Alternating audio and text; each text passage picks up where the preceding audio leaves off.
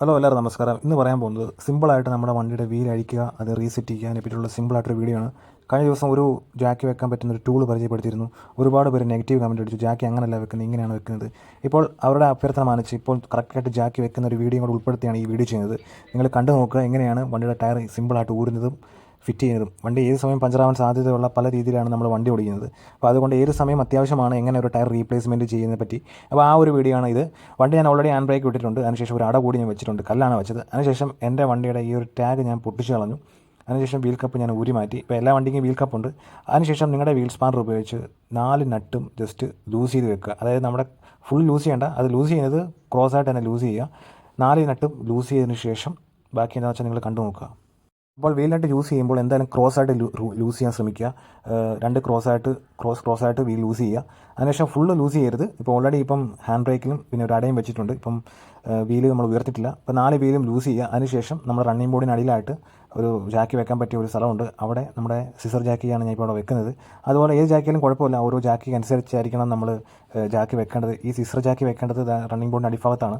അപ്പോൾ കഴിഞ്ഞ ദിവസം ഇതൊരു ഇഷ്യൂ ഉണ്ടായതിൻ്റെ പേരിലാണ് ഞാനിപ്പോൾ ഇവിടെ തന്നെ വെക്കുന്നത്. നമുക്ക് ഇഷ്ടമുള്ള നല്ല ഈ ജാക്കി എവിടെ വെച്ചാൽ സ്മൂത്തായിട്ട് പൊക്കാൻ സാധിക്കും എന്ന് തോന്നുന്ന ഭാഗത്ത് നമുക്ക് ജാക്കി വെക്കാവുന്നതാണ്.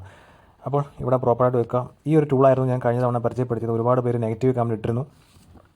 അപ്പോൾ എനിക്കിത് കംഫർട്ടബിളാണ്.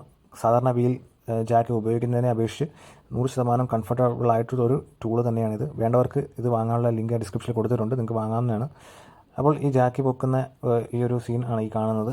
അപ്പോൾ മറ്റേ ടൂള്, അതായത് ഈ ജാക്കിയുടെ ഒറിജിനൽ ടൂൾ ഉപയോഗിക്കുന്നതിനേക്കായിട്ട് നല്ലത് ഈ ഒരു ടൂളാണെന്ന് എനിക്ക് ഈ വീഡിയോയിൽ തെളിയിക്കാൻ സാധിക്കും.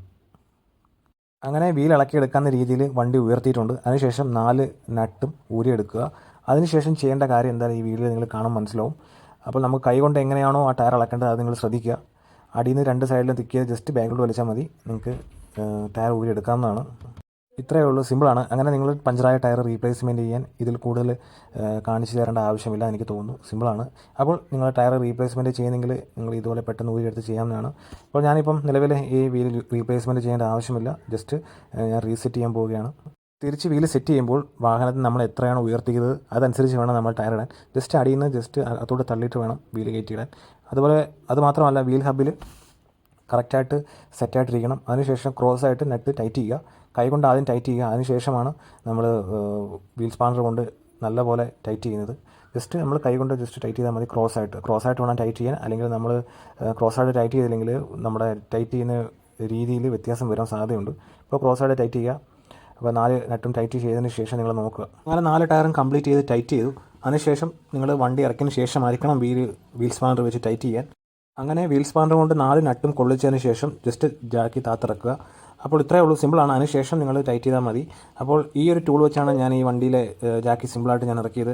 ഇതിനെപ്പറ്റി ഒരുപാട് നെഗറ്റീവ് കമൻറ്റ് കഴിഞ്ഞ വീഡിയോയിൽ എനിക്ക് കിട്ടിയിരുന്നു. അപ്പോൾ അത് വീണ്ടും ഒന്ന് തെളിയിക്കണമെന്ന് തോന്നി. അതുകൊണ്ടാണ് വീണ്ടും ഇങ്ങനൊരു വീഡിയോ ചെയ്യാനിടയായത്. അപ്പോൾ ഈ ഒരു വീൽ സ്പാനർ കൊണ്ട് നിങ്ങൾക്ക് വീൽ ഉയർത്താവുന്നതാണ്. അപ്പോൾ ഇത്രയേ ഉള്ളൂ. ഈ ഒരു വീഡിയോ ഇഷ്ടപ്പെട്ടു എന്ന് കരുതുന്നു. നെഗറ്റീവ് പറയുന്നവർക്ക് നെഗറ്റീവ് പറയാം. ഏത് രീതിയിലാണ് ഞാനത് അക്സെപ്റ്റ് ചെയ്യുന്നതായിരിക്കും. അപ്പോൾ അതിനുശേഷം വീൽ സ്പാനർ മാക്സിമം നമ്മൾ കൊള്ളിക്കുക. മാക്സിമം വീൽ കൊള്ളിച്ചതിന് ശേഷം വീൽ കപ്പിടുക. ഇത്രയേ ഉള്ളൂ ഈ വീഡിയോയിൽ. സിമ്പിളായിട്ട് ഏതൊരു ഡ്രൈവറിനും ചെയ്യാൻ പറ്റുന്ന ഒരു കാര്യമാണ് ടയർ മാറ്റിയിടുന്ന പരിപാടി. അപ്പോൾ അതൊന്ന് സിമ്പിളായിട്ട് കാണിക്കണമെന്ന് തോന്നി, അത്രയേ ഉള്ളൂ. അപ്പോൾ ഈ വീഡിയോ ഇഷ്ടപ്പെട്ടെന്ന് കരുതുന്നു. അടുത്തൊരു വീഡിയോയുമായി വരുന്നവരെ നന്ദി, നമസ്കാരം.